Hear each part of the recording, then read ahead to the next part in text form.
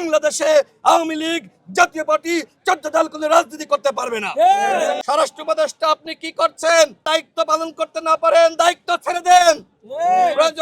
প্রয়োজনে ছাত্র জনতা ঠিক করবে বাংলাদেশের স্বরাষ্ট্র উপদেষ্টা কে হবে। আমি আজকে অত্যন্ত ব্যথিত, অত্যন্ত কষ্ট পেয়েছি কিভাবে ফ্যাসিবাদের দোসর জাতীয় পার্টি এখানে শ্রদ্ধা জানানোর নামে শহীদদেরকে অপমানিত করার জন্য আসতে পারলো। প্রশাসন কোথায়, পুলিশ কোথায়, আর্মি কোথায়, বিডিআর কোথায়? আজকে তারা কি করছে?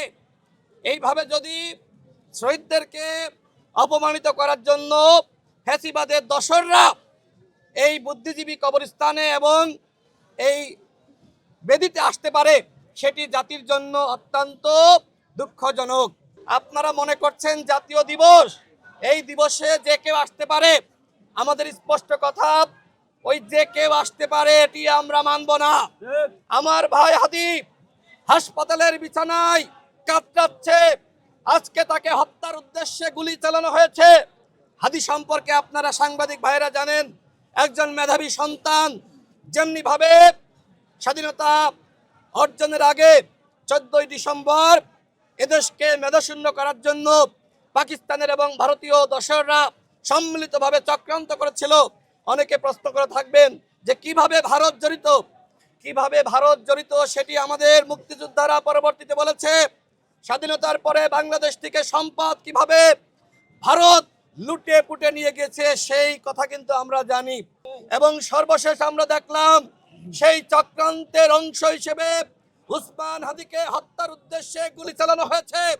সরকারের উদ্দেশ্যে বলতে চাই, আপনারা কিন্তু এখনো পর্যন্ত আসামিদেরকে গ্রেফতার করতে পারেন নাই।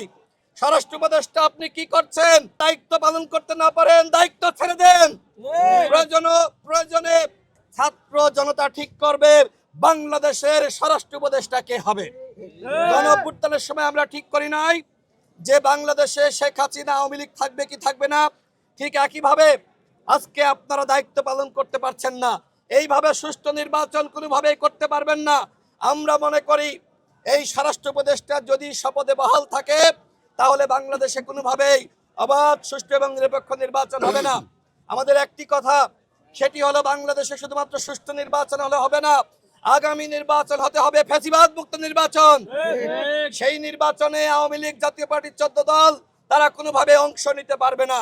আমরা জানতে পারছি স্বতন্ত্র আওয়ামী লীগ নামে আওয়ামী লীগের পদধারী নেতারা যাদের পদ পদবি ছিল তারা আগামী নির্বাচনে স্বতন্ত্রভাবে অংশ নেওয়ার পায়তারা করছে। আজকে 14ই ডিসেম্বর আমরা স্পষ্টভাবে বলছি, আমরা শহীদদেরকে আমরা অনুসরণ করি, আমরা তাদেরকে সবসময় শ্রদ্ধা করি। আজকে এই দিবসে আমরা শপথ দিয়েছি, যদি সরকার আগামী নির্বাচনে জাতীয় পার্টির 14 দল ফ্যাসিবাদের দোসরদেরকে জায়গা দেয় তাহলে এই সরকারের বিরুদ্ধে আমরা আন্দোলন করে তুলব। নির্বাচন কমিশনের বিরুদ্ধে আমরা আন্দোলন করে তুলব। আমরা বিপ্লব করেছি। গণ অধিকার পরিষদ কিভাবে জন্ম নিয়েছে আপনারা সবাই জানেন।